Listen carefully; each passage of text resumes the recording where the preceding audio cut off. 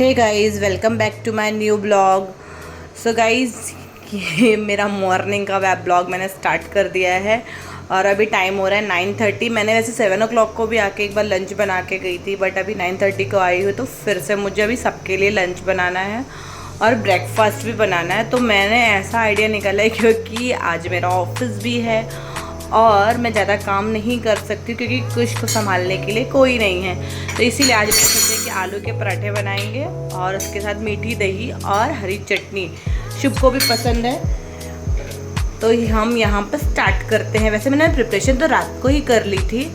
और मैं आपको एक बात बताती हूँ, मुझे ना शादी से पहले बिल्कुल भी कुछ भी नहीं आता था, but now I become a expert in cooking. तो मेरे को ना बिल्कुल भी आइडिया नहीं था कि आलू के पराठे कैसे बनते हैं। उनको कभी भी मैं ट्राई भी करती थी, घर पे बनता था बेलने के लिए, तो वो फट के बाहर आ जाते थे। और मेरे घर पे ऐसा कुछ भी नहीं था कि करना ही है। मेरी मम्मी का क्या है कि आज नहीं तो कल करना ही पड़ता है, तो सीख जाते हैं। और यही मेरे साथ हुआ कि मेरे जो इन लॉज हैं वो जॉइंट फैमिली है और सब कुछ करना पड़ता है, तो मेरे को सब कुछ आने लगा। मेरी भाभियाँ बहुत अच्छे से कर लेती हैं, तो उनको देख देख के उनसे पूछ के मैं बहुत ही अच्छा सीख गई हूँ। और आज मैं इंडिविजुअली खुद से आलू से लेके हर एक चीज़ का प्रिपरेशन खुद से किया और पराठा वाव बना था। मेरे हस्बैंड को बहुत ही अच्छा लगा। एक्चुअली उन्होंने ही बोला था रात में ही मुझे कि मुझे सुबह लंच में तुम आलू के पराठे देना जो मैं टिफ़िन में लेके जाऊँगा। तो मतलब ठीक है। तो मैंने रात में ही आलू बॉईल करके और सब कुछ धनिया वनिया धुल के अच्छे से रख लिया था कि सुबह उठ के सिर्फ मुझे चटनी बनानी रहेगी और आलू का प्रिपरेशन। लेकिन फिर भी जब मैं आई तो आलू ठंडे होकर से कड़क हो जाता है, तो उनको मैंने रीबॉईल किया, जो एक ही प्रेशर में हुआ तो सॉफ्ट हो गया। और फटाफट मैंने सब कुछ तैयारियाँ की और आटा भी मैंने सुबह ही गूँथा, जो एकदम सॉफ्ट गूँथा। गीला आटा जो है आलू पराठे का एकदम गीला लगता है, ये मुझे शादी के बाद पता चला था। और मेरे पराठे बहुत अच्छे बने थे। हाँ, फूले नहीं थे, 1 या 2 ही लास्ट में फूले, बट पराठे अच्छे बने थे। टेस्ट बहुत अच्छा था, हर एक चीज़ अच्छी थी और फटे हुए नहीं थे और एकदम पतले और पतले पतले थे। आप देख सकते हैं मेरे पराठे कितने पतले हैं। और मैं उनको मैं बड़ा कर ले रही थी बेलन के थ्रू। तो मुझे बहुत खुशी हो रही थी कि मैंने अच्छे से पराठे बनाए। सुबह मैंने अपने लंच को हस्बैंड को मैंने टिफ़िन में भी दिया। उन्होंने उसको नाश्ता भी वही किया, आलू के पराठे, तो उनको अच्छा लगा था। और अभी शुभ के लिए और अपने लिए और कुछ के लिए बना के रखूँगी और उसके साथ हम हरी चटनी और मीठी दही से खाएँगे। मुझे मीठी दही से बहुत पसंद आते हैं आलू के पराठे। तो यहाँ पे मैं बना के रखने वाली हूँ और मुझे साथ साथ में मुझे कुछ का भी ध्यान रखना पड़ रहा है कि वो इधर उधर मस्ती ना करे किसी चीज़ को खुद के ऊपर। मतलब सामान ख़राब होगा तो चलेगा, बट वो खुद को हार्म ना करे। तो मुझे वो चीज़ें भी लगी रहती हैं क्योंकि कुशु बहुत ही नॉटी है, उसको समझ में नहीं आता कि किस जगह से कैसी चोट लग सकती है। तो इसलिए मुझे उसका बहुत, और मैं ध्यान नहीं रख पाती हूँ। लेकिन अभी अकेले हूँ तो मुझे थोड़ा ज़्यादा मेरे माइंड में वही चल रहा है, बैक ऑफ द माइंड मेरे यही चल रहा है, कुछ क्या कर रहा है, कुछ क्या कर रहा है। और कुछ अभी मैं कुछ पे ही मेरा आज मैं उसको स्कूल भी नहीं भेज पाऊँगी क्योंकि मैं उसको लेके जाके कैसे करूँगी मैनेज। तो वो चीज़ें मेरे से नहीं हो पाती हैं क्योंकि घर में अभी कोई नहीं है। और शुभ का भी स्कूल था, वो स्कूल चला गया है। और मेरे हस्बैंड का रात का भी डिमांड आ चुका है गाइस कि रात में उन्हें दाल चावल मिक्स वेजिटेबल खानी है।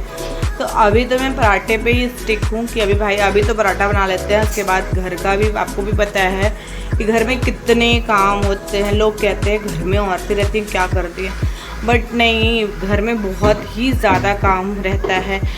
लोगों को तो जो ऑफिस वर्कर हैं उनको तो वीक में एक वीक ऑफ भी मिल जाता है, बट एक औरत को कभी भी वीक ऑफ नहीं रहता। वो 365 डेज़ कंटिन्यू बिना किसी पेमेंट के, बिना किसी सैलरी के काम करती है।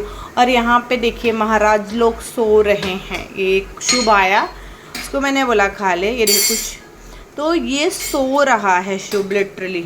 और यहाँ मैंने अपने लिए बनाई थी सेव की सब्जी, मीठी दही और जीरे वाली दही और रोटी, क्योंकि थोड़ा सा मेरा पेट डिस्टर्ब चल रहा है। इस चक्कर में सबको मैंने पराठा बना के खिलाया, लेकिन मैंने अपने लिए एकदम ही हेल्दी खाना सोचा। और आज हमारे यहाँ पे बिल्ली फंस गई थी पतरे पे। मैं कपड़े धुल के डाल रही थी तो देखा वो नीचे वाले शेड पे बैठी थी। तो वो जब उसको मेरी आहट हुई तो वो सामने वाले फ्लोर पे उतर गई और वो ट्राई कर रही थी बाहर निकलने का। मैं कंटिन्यूसली उसको देख रही थी, लेकिन मैं उसकी हेल्प भी नहीं कर पा रही थी क्योंकि वो पूरा ग्रिल है, आप देख सकते हो सामने ग्रिल है, तो आप हेल्प भी नहीं कर सकते। तो मैंने अपने हस्बैंड को भी पूछा कि कैसे उसको निकालेंगे फ़ोन करके, तो वो बोला कि अरे वो खुद से निकल जाएगा, उन लोग को आइडिया रहता है। और वो सच में वो जैसे लोग उतरते हैं ना, वो धीरे धीरे खुद उतर गई। मैं उसको जब तक वो नीचे नहीं उतरी थी तब तक मैं कंटिन्यूसली उसको वॉच कर, अब देखिए कैसे वो नीचे उतर रही है। वो सामने वाले नीचे वाले का किचन है वो, और मैं उसको सोच रही थी ये गई कैसे होगी वहाँ पे, कैसे फंसी है ये। वो यहाँ शेड पे बैठी थी ब्लू वाले, और वो मेरी आहट से, मेरे डर से वो वहाँ चली गई है। तो मुझे नहीं आना चाहिए था, लेकिन मुझे कपड़े फैलाने थे, उस चक्कर में मैं यहाँ आई थी और उसको ऐसा मुझे मिला। तो अगर हम कभी भी स्लाइडिंग गलती से भूल गए बालकनी की बंद करना, तो ये घर में भी आ सकती हैं मैडम जी, और घर में आके अगर इन्होंने कुछ गंदा कर दिया तब तो फिर भाई भारी मुसीबत हो सकती है। ये बिन बुलाए मेहमान बन जाएंगे। अगर आपको पता है कभी भी डोर के सामने कैट आ जाती है ना, तो कुछ को मतलब एनिमल्स से बहुत ही ज़्यादा अटैचमेंट है। आई डोंट नो क्यों, लेकिन मैं उसको देखती हूँ कभी भी अगर कैट आई ना, तो यार मम्मा मम्मा डांटो मत ना उसको, मम्मा मम्मा कैट आ गई डोर को तो मम्मा डांटो मत, डॉग आ गया मम्मा इसको कुछ खाने का देते हैं, ये हो गया वो हो गया।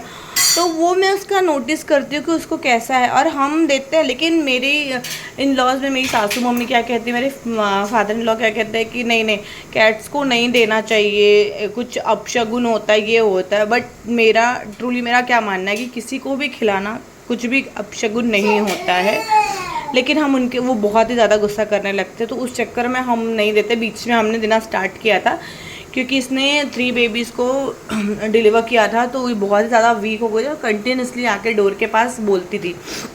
तो ये वही कैट है। तो अभी हम उसको कुछ नहीं देते हैं क्योंकि मेरी सासू मम्मा गुस्सा करती है और कुछ जिद करके दिलाता है।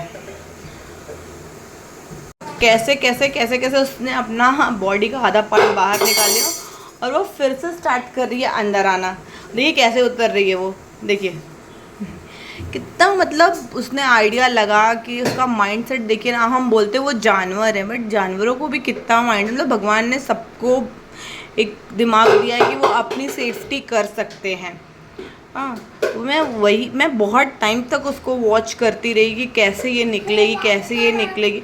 और ये जिसके घर में गई है ना, आफ्टरनून में उनके घर पे भी कोई नहीं रहता, सब लोग ऑफिस गोइंग हैं। तो वहाँ पे उस समय कोई भी नहीं था कि हम जाके बोले कि वो अगर आए तो कैसे, अगर अपना स्लाइडिंग खोल देंगे तो अंदर की तरफ आ जाएगी। लेकिन उनके घर में लॉक लगा हुआ था, कोई भी नहीं था, आंटी भी नहीं थी, उनकी शॉप है वो वहाँ पे गई थी, और जो मेंबर हैं उनके घर के वो सारे ऑफिस गोइंग हैं।